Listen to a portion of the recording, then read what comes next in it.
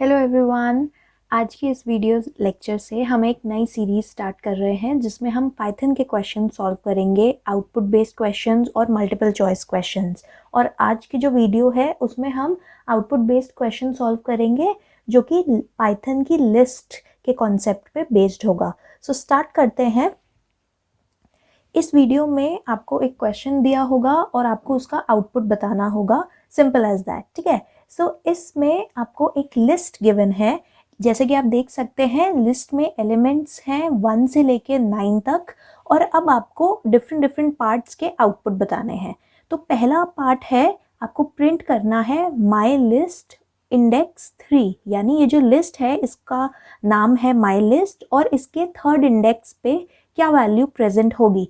सो इस particular question के लिए आपको लिस्ट की इंडेक्सिंग पता होना ज़रूरी है। सो लिस्ट की इंडेक्सिंग स्टार्ट होती है 0 से और प्रोसीड करती है पॉजिटिव इंटीजर्स के साथ in the direction left to right. यानी अगर आप left to right indexing start करें तो वो 0 से स्टार्ट होगी और आगे नेचुरल नंबर्स में प्रोसीड करेगी, यानी होल नंबर्स की इंडेक्सिंग होगी। ठीक है। सो अब इस पर्टिकुलर पार्ट के लिए माई लिस्ट ऑफ इंडेक्स 3 क्या आता है, इंडेक्स 0, 1, 2 एंड 3। तो इसका आंसर आना चाहिए 4। लेट्स सी क्या आंसर है, और आंसर है 4। ठीक है।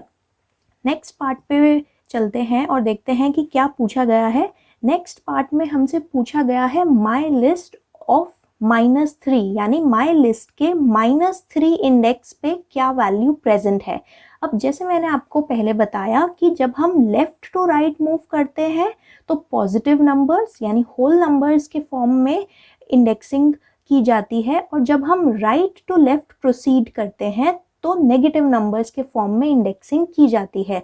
और नेगेटिव नंबर्स स्टार्ट होंगे -1, -2, -3 एंड सो ऑन। ठीक है। सो अगर आप सारी indexing from right to left लिखें तो इस केस में -1 से लेके -9 तक आपकी इंडेक्सिंग स्टार्ट होगी, मतलब एग्जिस्ट करेगी। ठीक है। तो इस केस में माई लिस्ट ऑफ -3 की क्या वैल्यू होगी, इसका आउटपुट होना चाहिए 7, क्योंकि -3 इंडेक्स पे वैल्यू आ रही है 7। ऑलराइट। अब नेक्स्ट पार्ट देखते हैं। नेक्स्ट पार्ट में हमसे पूछा गया है कि माई लिस्ट ऑफ 2 to 6 में क्या वैल्यूज प्रेजेंट है।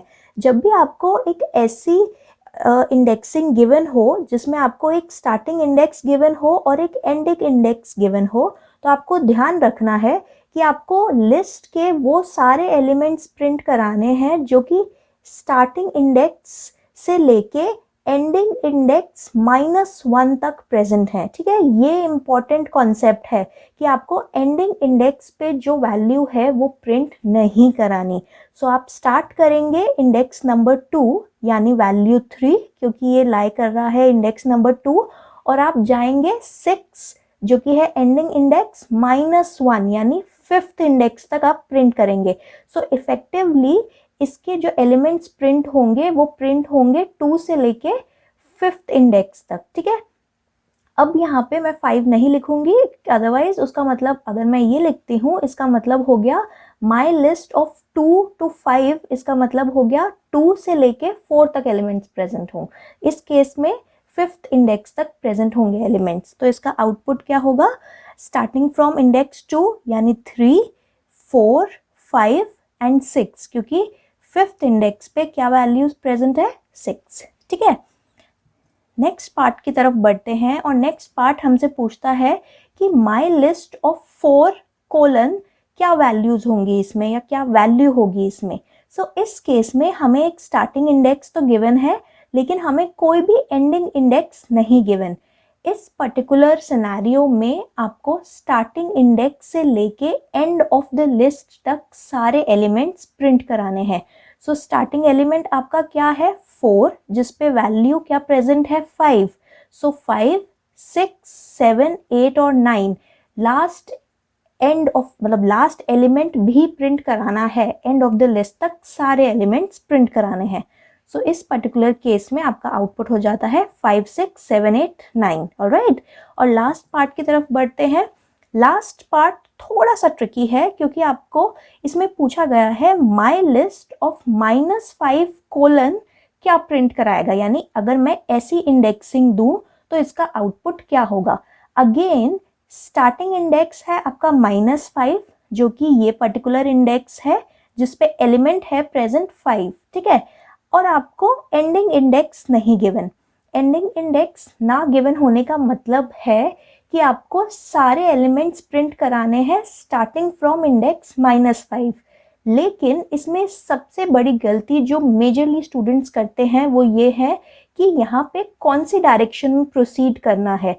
क्या -5, -4, -3 से लेके -1 तक जाना है या -5 से लेके टुवर्ड्स द स्टार्टिंग जाना है। सो इस कंफ्यूजन में आपको बिल्कुल नहीं रहना है। जब भी आपको ऐसी कोई सिचुएशन गिवन हो जहाँ पे आपको एक रेंज गिवन हो जिसमें आपको लिस्ट के एलिमेंट्स प्रिंट कराने हैं, तब आपको ये ध्यान रखना है कि हमेशा आप towards the end of the list ही बढ़ेंगे, कभी भी टुवर्ड्स द स्टार्टिंग नहीं जाएंगे, ठीक है। तो चाहे यहाँ पे स्टार्टिंग इंडेक्स जो आपको गिवन है वो पॉजिटिव हो या नेगेटिव हो, आपको एंड एलिमेंट की तरफ ही प्रोसीड करना है और टुवर्ड्स द राइट प्रोसीड करना है। तो टुवर्ड्स द राइट के केस में हम क्या प्रिंट कराएंगे, 5, 6, 7, 8, 9। ऑलराइट, तो हर पर्टिकुलर पार्ट के लिए आपको एक पॉइंट ध्यान में रखना है। फर्स्ट पार्ट के लिए indexing of the list starts from 0 and proceeds in the direction from left to right, ठीक है। सेकेंड पार्ट के लिए आपको ये ध्यान में रखना है कि अगर अगर आप इंडेक्सिंग राइट टू लेफ्ट कर रहे हैं तो नेगेटिव नंबर से स्टार्ट होगी, starting from -1 then -2 and so on, ठीक है। थर्ड पार्ट में ये इंपॉर्टेंट पॉइंट था कि अगर कोई भी रेंज आपको गिवन है जिसमें आपको स्टार्टिंग और एंडिंग दोनों इंडाइसेस गिवन है, तो जो एलिमेंट स्टार्टिंग में प्रेजेंट है वो आउटपुट में इंक्लूड होगा, जो एंडिंग इंडेक्स पे एलिमेंट है वो इंक्लूड नहीं होगा। उससे जस्ट पहले वाला इंडेक्स पे जो एलिमेंट है यानी E-1 पे जो एलिमेंट है वहां तक ही एलिमेंट्स प्रिंट होंगे। जो सेकेंड लास्ट पार्ट है उसमें ये आपको ध्यान में रखना है कि अगर एंडिंग इंडेक्स नहीं गिवन तो ये हमेशा एंड ऑफ द लिस्ट तक प्रिंट होगा, यानी लास्ट एलिमेंट तक आपको सारे एलिमेंट्स प्रिंट कराने हैं इंक्लूडिंग द लास्ट एलिमेंट, ठीक है। और लास्ट पार्ट जो है उसमें ये इंपॉर्टेंट बात थी कि अगर नेगेटिव स्टार्टिंग इंडेक्स भी है तो भी आपको towards the end of the list he proceed करना है, कभी भी ऑपोजिट डायरेक्शन में यानी टुवर्ड्स द स्टार्टिंग नहीं प्रिंट कराना। Alright, so that's all for today. I hope आपको ये सारे पार्ट समझ आ गए होंगे। लिस्ट का कोई भी क्वेश्चन है या पाइथन से रिलेटेड कोई भी क्वेश्चन है, आउटपुट बेस्ड, MCQ बेस्ड, या इस पर्टिकुलर वीडियो में आपको कुछ ना समझ आया हो तो आप हमें डेफिनेटली कमेंट सेक्शन में पूछ सकते हैं। Thank you for watching, stay tuned.